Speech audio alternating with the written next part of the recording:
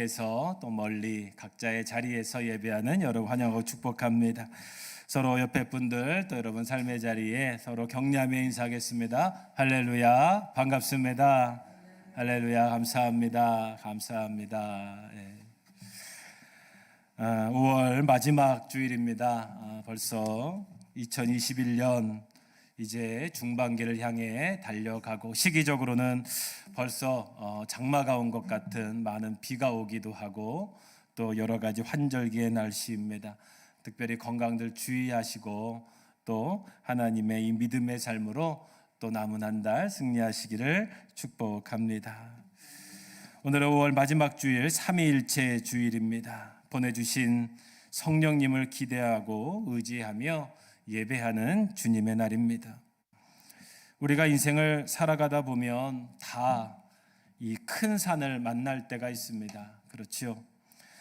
돌아갈 수도 없고 남은 힘도 얼마 남지 않았을 때는 정말 포기하고 싶을 때도 있습니다.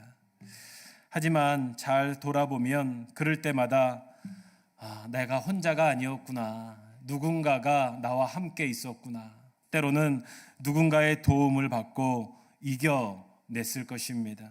아마 지금도 그럴 것입니다.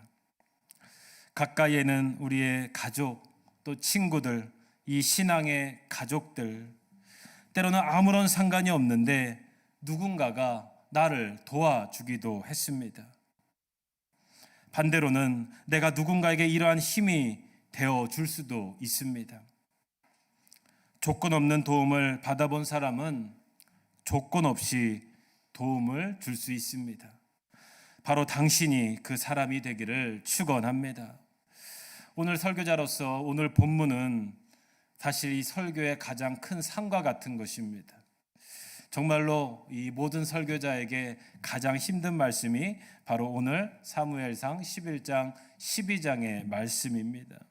때로는 피하고 싶기도 하고 묵상하기도 참 두려운 말씀이 오늘의 본문의 말씀입니다. 하지만 이 큰 산을 넘지 않고서는 우리의 믿음의 순례를 온전히 이루어 갈 수 없습니다. 온 성도가 함께 기도하면서 하나님을 뜻을 구할 때 오늘의 말씀을 통해서 우리 인생의 산, 믿음의 산을 넘어가시기를 주님의 이름으로 소망합니다. 오늘은 이 사무엘하 11장 12장입니다. 우리 지난주에는 8장부터 10장까지의 말씀을 통해 이 다윗의 기도, 견고한 성과 영원한 복에 대한 말씀을 묵상했지요. 이어서 인류 역사에 기록된 하나의 유명한 죄악이 등장합니다. 바로 이 차도살인이라고 합니다. 제가 한자를 써봤는데 원래 이게 있는 한자가 아니라 어떠한 성경학자가 이렇게 표현을 하셨더라고요.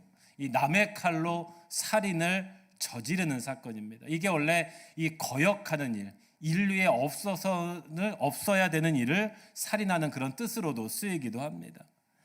자신의 권력, 어긋난 법, 다른 사람의 칼로 살인을 저지르는 사건이 오늘 등장하죠. 여기서 중요한 것은 이 상황이 참 중요합니다. 지금 상황은 암몬과의 오랜 전쟁의 상황입니다. 이제 다윗이 이 이스라엘을 통일하고 많은 전쟁을 하다가 이 마지막에 북쪽에 있는 암몬과 오랜 시간 전쟁을 하는 때입니다. 성경을 좀 보도록 하겠습니다. 사무엘하 11장 1절에 그 다음 해 봄에 왕들이 출전할 때가 되자 다윗은 요압에게 자기 부하들과 온 이스라엘의 군인들을 맡겨서 출전시켰다. 그들은 암몬 사람을 무찌르고 랍바를 포위하였다. 그러나 다윗은 예루살렘에 머물러 있었다. 말씀이죠. 이게 지금 이 밧세바 사건의 배경입니다. 우리 인간이 가장 스트레스를 받을 때가 두 개가 있다고 그러는데 하나는 전쟁의 때고 또 하나가 이 전염병의 때라고 합니다. 그때는 모든 사람들이 이 굉장히 민감해 있다고 하는 것이죠. 이 지금 이스라엘도 아니 다윗 왕도 가장 민감한 시기, 이제 이 암몬과의 전쟁 시기, 이때 이 사람을 죽이는 그 시기에 일어난 사건이에요. 아마 이 다윗 왕도 가장 스트레스가 극에 달해 있었을 것입니다. 되게 민감했겠죠. 그래서 그는 이번 전투에서는 나가지 못하고 예루살렘 성에 남아 있었습니다. 여러분, 지금 이게 죄가 들어올 수 있는 가장 딱 좋은 타이밍이라고 하는 거예요. 우리도 마찬가지예요. 우리가 여러 가지로 일이 풀리지 않고 긴장되고 막 스트레스가 너무 쌓이다 보면 그때가 죄가 들어오기 가장 좋은 때입니다. 이 전쟁 중에 다윗은요, 자신의 장수 우리아의 아내였던 그 밧세바라는 그 여인에게 마음을 뺏겨서 궁으로 데려와 동침을 하죠. 이 간통죄지요. 그리고 임신의 사실을 알게 됩니다. 그래서 다윗은 자신의 범죄를 어떻게든 은폐시키려고 우리아를, 지금 나가 싸우고 있는 자신의 충성스러운 장군을 불러들여서 예루살렘으로 불러들입니다. 네 집으로 가서 오늘 잘 쉬어라, 은폐하려고. 우리아는 충성스러운 장군이었어요. 어찌 내가 이 전쟁에 나와 있는 부하들을 두고 내가 편히 쉬겠습니까? 집에 가지 않고 예루살렘 성문 밖에서 지내고 있는 거예요, 밤을 새면서. 이에 다윗은 실패했죠. 그래서 요압을 통해 다시 전장터로 보내면서 편지를 씁니다. 그 전쟁 상황을 이용해서 우리아를 죽이라고 하는 거죠. 최전방에 내보내라. 남의 칼을 빌려 살인을 저지르는 현장입니다. 이것은 국가 최고의 권력자만이 할 수 있는 씻을 수 없는 범죄를 지은 것입니다. 우리아를 죽이고 나서 보고한 요압에게 다윗이 편지를 쓰는 장면이 나오는데요. 사무엘하 11장 25절입니다. 제가 오늘은 표준세 번역으로 좀 쉬운 말씀으로 봉독해 드리겠습니다. 그러자 다윗이 전레형에게 말하였다. 너는 요압에게 칼은 이 편도 죽이고 저 편도 죽이기 마련이니 이번 일로 조금 더 걱정하지 말라고 전하여라. 오히려 그 성을 계속 맹렬히 공격하여서 무너뜨리라고 전하여 요압이 용기를 잃지 않도록 하여라. 얼마나 뻔뻔스러운 이야기입니까? 야, 전쟁에는 칼은 적도 죽이고 우리 편도 죽으니까 괜찮다, 이렇게 말하는 거예요. 사람은 속일 수 있어도 하나님은 속일 수 없는 법입니다. 그러자 주님께서 예언자 나단을 보내셔서 그 죄를 드러나게 하셨지요. 처음에 나단은 비유를 통해 다윗 왕의 잘못을 지적합니다. 어떻게 기회를 준 것이지요. 사무엘하 12장 1절부터 4절까지의 그 비유의 말씀이 나와요. 나단 선지자가 하나님의 명을 받고 비유를 말하는 장면이지요. 어떤 성읍에 두 사람이 살았습니다. 한 사람은 부유하였고 한 사람은 가난하였습니다. 그 부자에게는 양과 소가 아주 많았습니다. 그러나 그 가난한 사람에게는 사다가 키우는 어린 암양 한 마리밖에는 아무것도 없었습니다. 그는 이 어린 양을 자기 집으로 길렀습니다. 그래서 그 어린 양은 그의 아이들과 함께 자랐습니다. 어린 양은 주인이 먹는 음식을 함께 먹고 주인의 잔에 있는 것을 함께 마시고 주인의 품에 안겨서 함께 잤습니다. 이렇게 그 양은 주인의 딸과 같았습니다. 그런데 그 부자에게 나그네 한 사람이 찾아왔습니다. 그 부자는 자기를 찾아온 손님을 대접하는데 자기의 양떼나 소떼에는 한 마리도 잡기가 아까웠습니다. 그래서 그는 그 가난한 사람의 어린 암양을 빼앗아다가 자기를 찾아온 사람에게 대접하였습니다. 이런 한 이야기를 전해줍니다. 이 이야기를 듣고 있던 다윗은 붕괴하죠. 아니, 어찌 그런 나쁜 놈이 있냐고. 그런 사람은 죽어야 된다고. 율법대로 그 어린 암양을 4배로 갚아주어야 한다, 이렇게 주장합니다. 아직 눈치를 채지 못한 다윗에게 나단이 소리쳤지요. 당신이 바로 그 사람입니다. 당신이 바로 그 사람이라. 하나님께서는 나단 선지자를 통해 무고한 우리아를 죽이고 간통한 이 다윗의 죄에 대한 판결을 말씀하시는 거예요. 첫 번째로, 칼이 다윗의 집에서 떠나지 않을 것이다. 둘째로, 다윗 너도 아내를 빼앗길 것이다. 세 번째, 밧세바가 낳은 아이가 죽을 것이다. 다윗은 이 소리에 무릎을 꿇고 회개하며 통회하죠. 내가 범죄하였습니다. 내가 범죄하였습니다. 여러분, 이때 쓴 시편이 51편의 말씀이에요. 하나님, 주의 한결같은 사랑으로 내게 자비를 베풀어 주십시오. 주의 긍휼을 베푸시어 내 반역죄를 없애 주십시오. 내 죄악을 말끔히 씻어 주시고 내 죄를 깨끗이 없애 주십시오.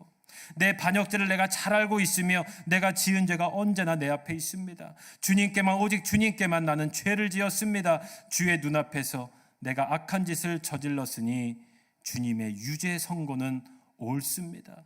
실로 나는 태어날 때부터 이미 죄인이었고 어머니의 태 속에 있을 때부터 죄인이었습니다. 아, 하나님, 내 속에 깨끗한 마음을 새로 주십시오. 이게 지금 다윗의 시편의 고백인 것입니다. 다시 돌아와서 사무엘하 12장 13절에 그때 왜 다윗이 나단에게 자백하였다. 내가 주께 죄를 지었습니다. 그러자 나단이 다윗에게 말하였다. 주께서 임금님의 죄를 용서해 주실 것입니다. 그러므로 임금님은 죽지는 않으실 것입니다. 용서를 선언해요.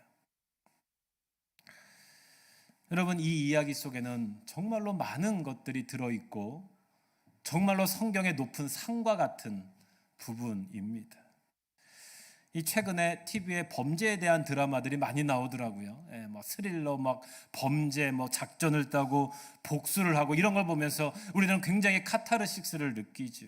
인과응보, 복수하는 것, 어떻게 용서를 해야 되나, 이런 것들이 우리 국민들이 참 관심이 많은 것 같아요. 오늘 이 말씀을 보고도 다윗이 잘한 것이다, 용서를 받았다, 다윗이 구원됐을 것이다, 아니 이거는 용서받지 못했다, 이 엄청난 논란들이 많은 장면이지요. 이 성경의 아주 높은 상과 같은 거예요. 저도 이 설교를 하면서 오랜만에 제가 이거를 몇 번 설교했는지 15년 동안 쭉 조사해 보니까 한 7차례 이상 설교를 했는데 놀랍게 다 틀려요. 깜짝 놀랐어요. 내가 설교를 잘못 전했나. 그만큼 이 말씀에는 너무나 어려운 게 많아요. 근데 제 혼자 할 수 없어서 도움도 많이 받고 책도 많이 볼 수밖에 없겠죠. 근데 결국은 이럴 때 높은 산을 만날 때는 우리가 좀 전체를 봐야 돼요. 하나님의 도우심을 구하는 게 옳을 것 같고요. 하나님의 마음으로 성경 전체에 이 하나님의 구원의 드라마를 보실 수 있어야 돼요.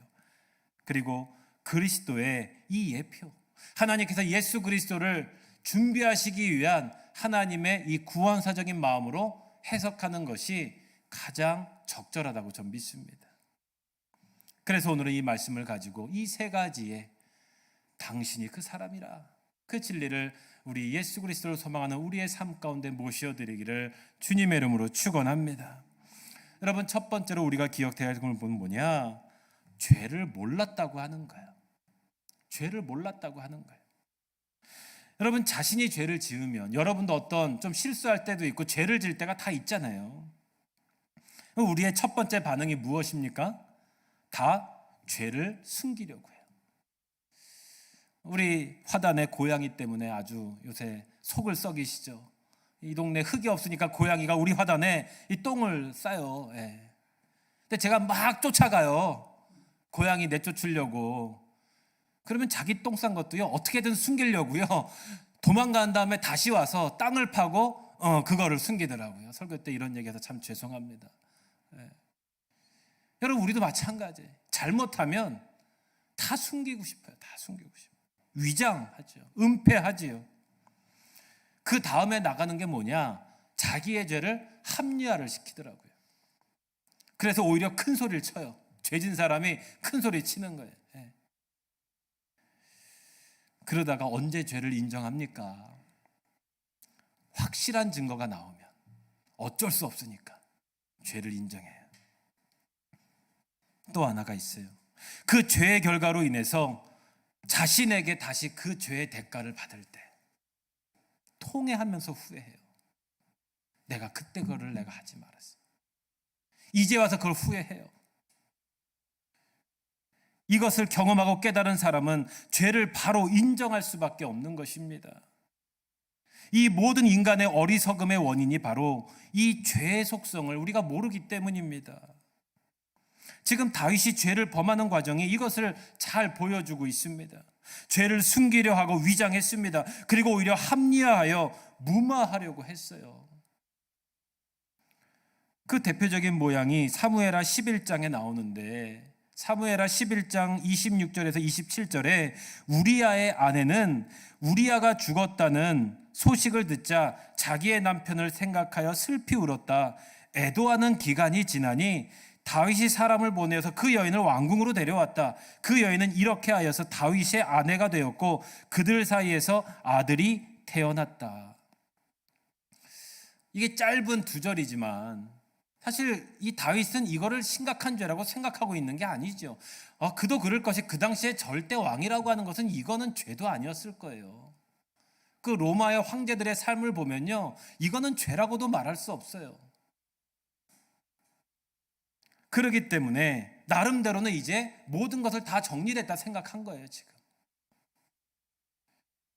절대 권력의 시대, 자신의 죄를 인정하지 않고 합리화시켰던 거죠. 여러분, 여기에 지금 다윗의 회개의 모습이 있습니까? 없습니까? 없습니다. 다윗은 먼저 회개한 게 아니에요.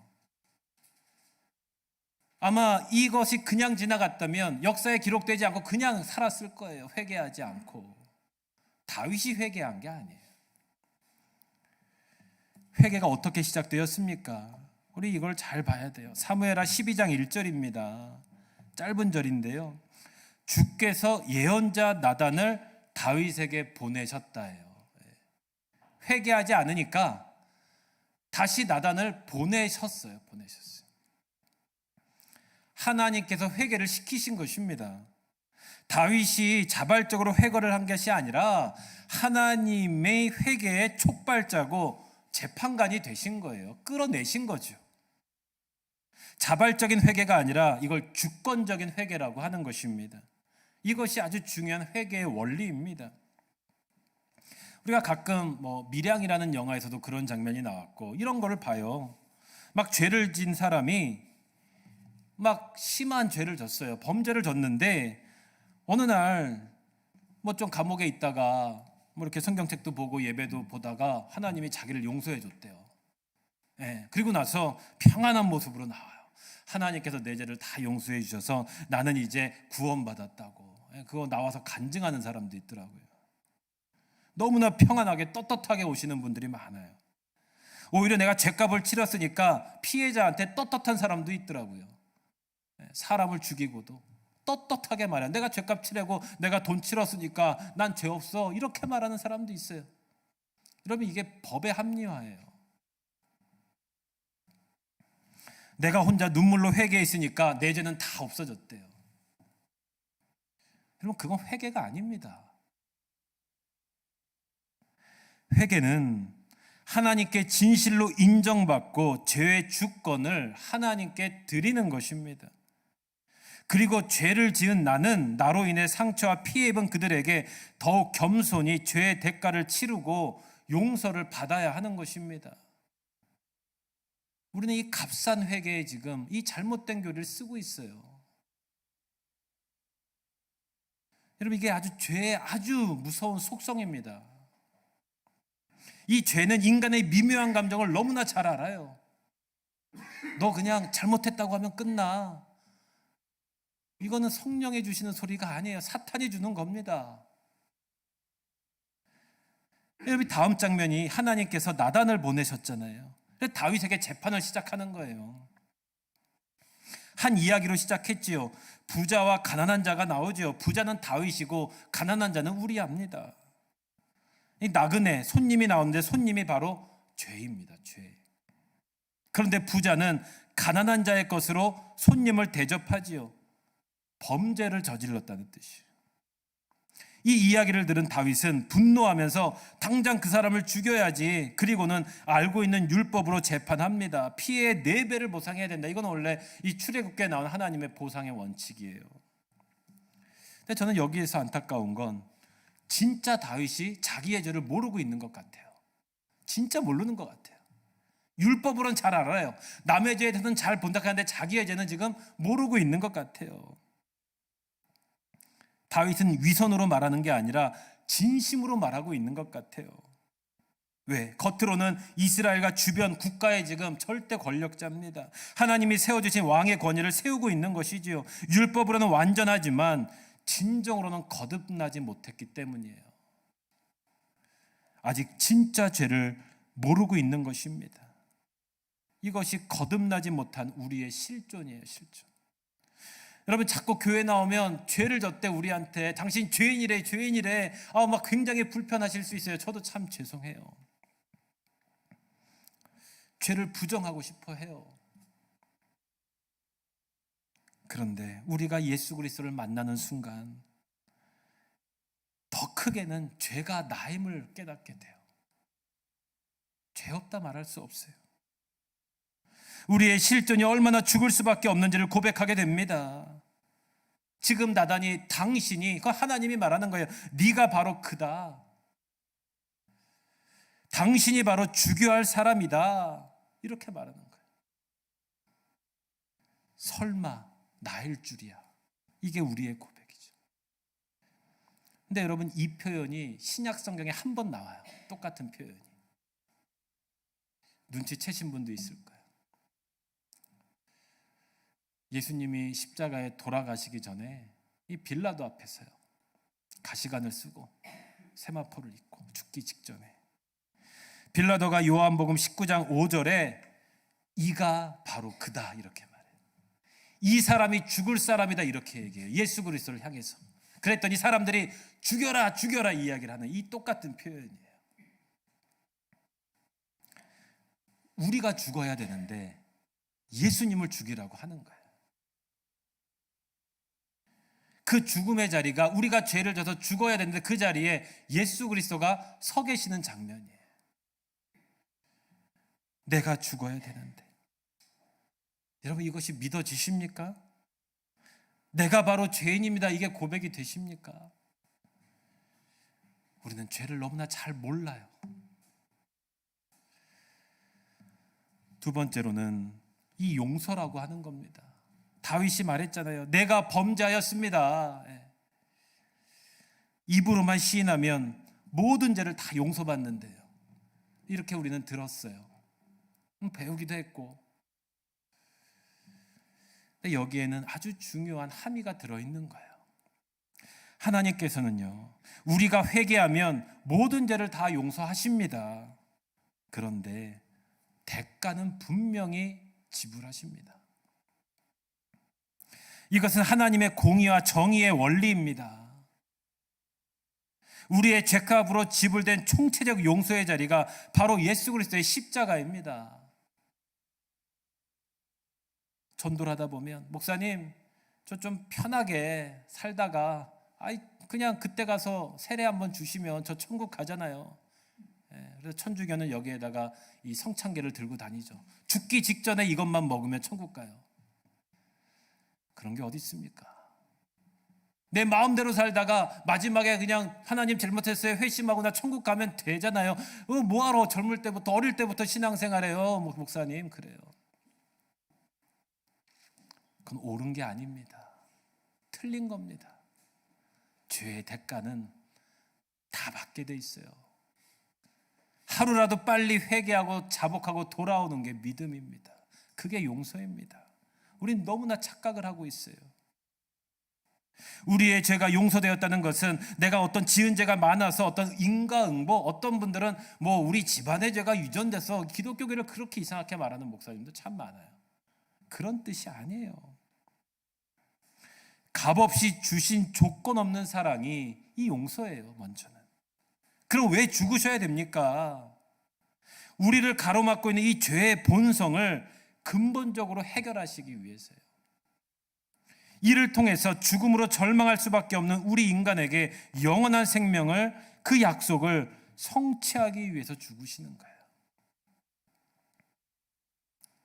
십자가로 용서를 받은 우리는 죄에서 해방되어졌습니다. 이 해방은 이제 죄가 없어져서 마음대로 살아도 되는 것이 아니라 죄 용서의 십자가를 마음에 품고 그 감격과 감사로 죄를 이기며 살아가라는 뜻입니다. 나의 죄에 대한 짐을 벗어나려고 하는 것이 아니라 가장 큰 고통으로 죽으신 예수 그리스도를 향해서 조금이나마 보답하려는 마음으로 나를 사랑하고 이웃을 사랑하고 하나님을 사랑하며 보답하면서 살아가라는 뜻이에요. 평생 죄값을 치르라는 겁니다. 이건 어찌 그냥 우리 죄를 했다고 자기 마음대로 살아요. 그게 구원파거든요. 행동이 없어요. 그래서 하나님의 구원의 큰 그림을 볼 수 있어야 됩니다.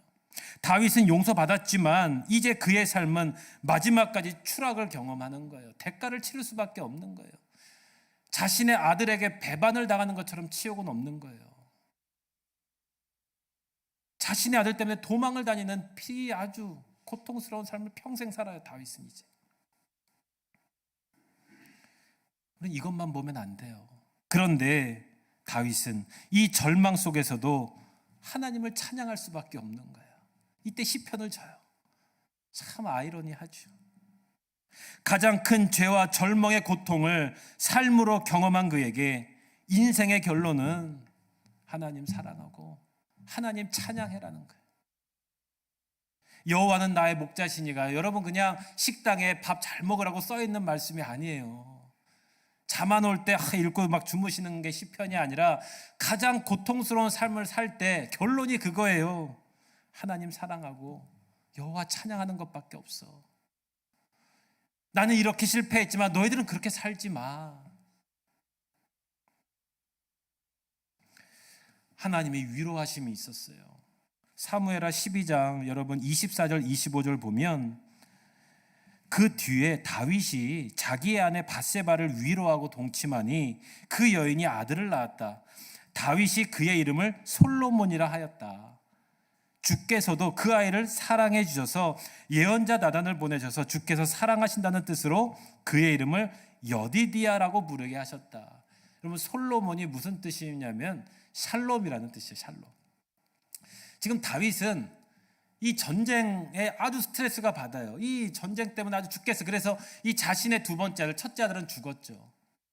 둘째 아들 솔로 이름을 샬롬이라고 줬어요. 야, 넌 평화가 정말로 중요하구나, 평화가. 그랬더니 하나님이 거기에 더해서 여디디야, 내가 사랑하는 자다. 여디디야.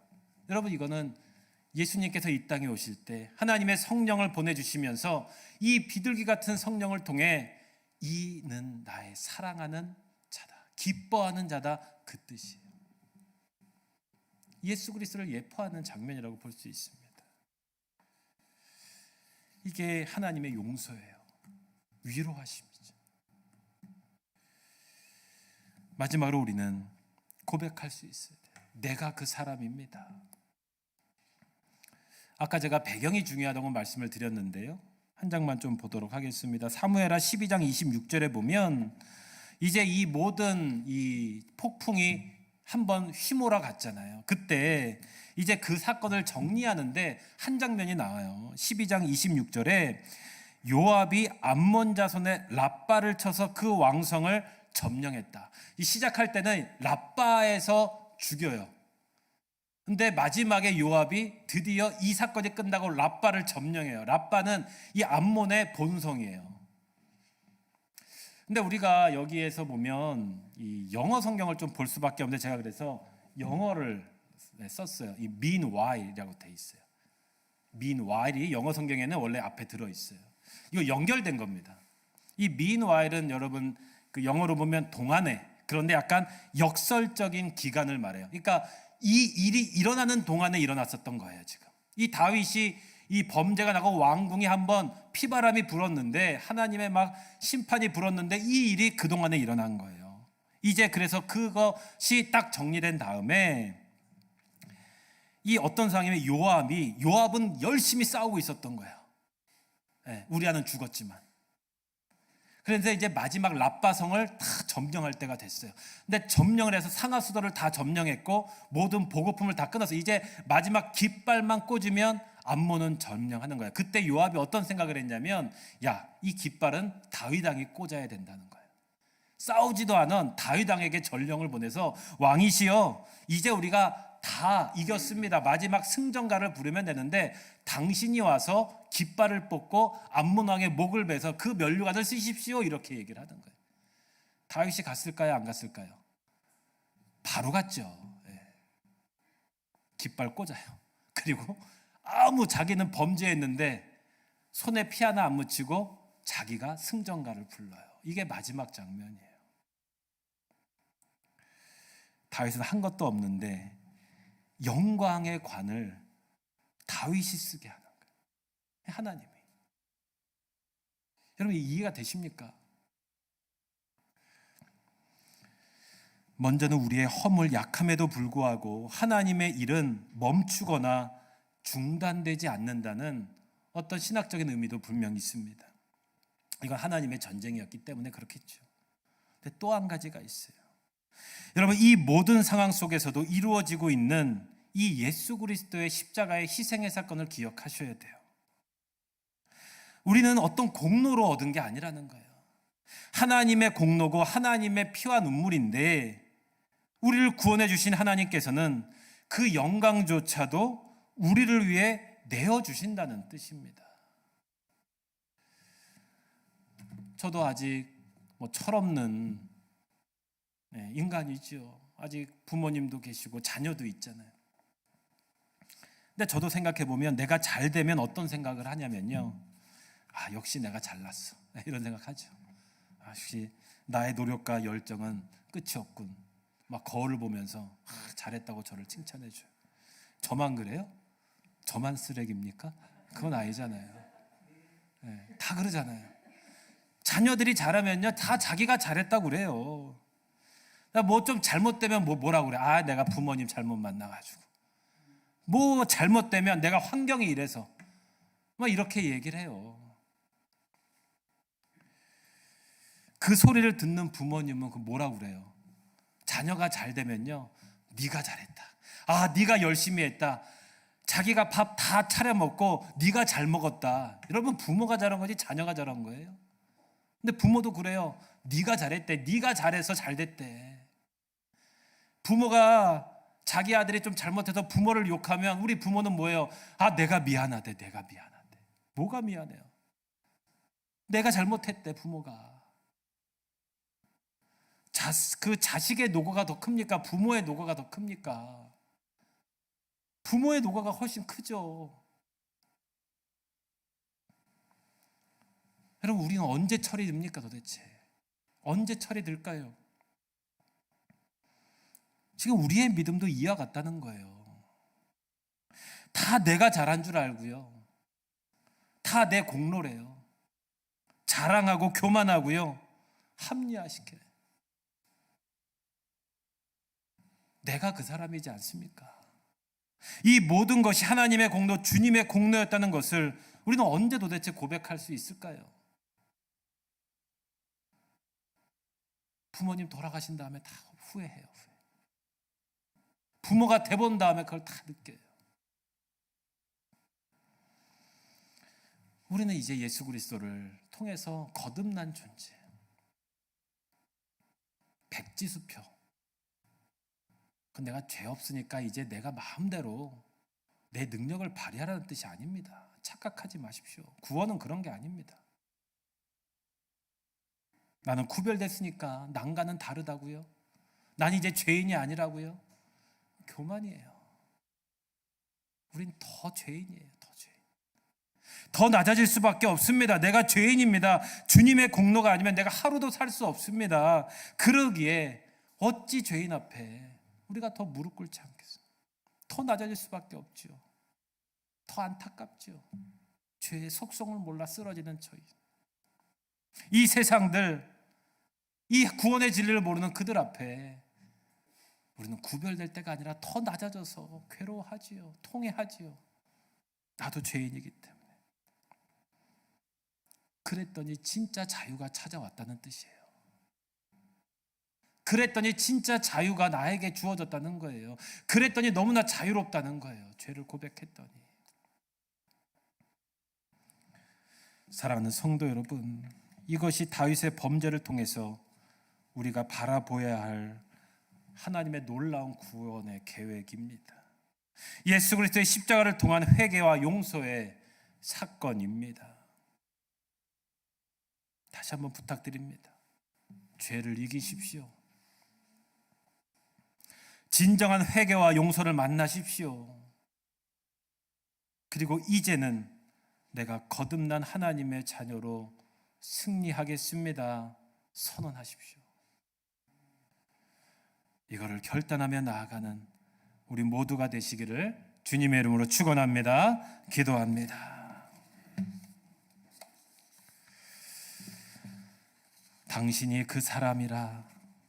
주님, 내가 그입니다.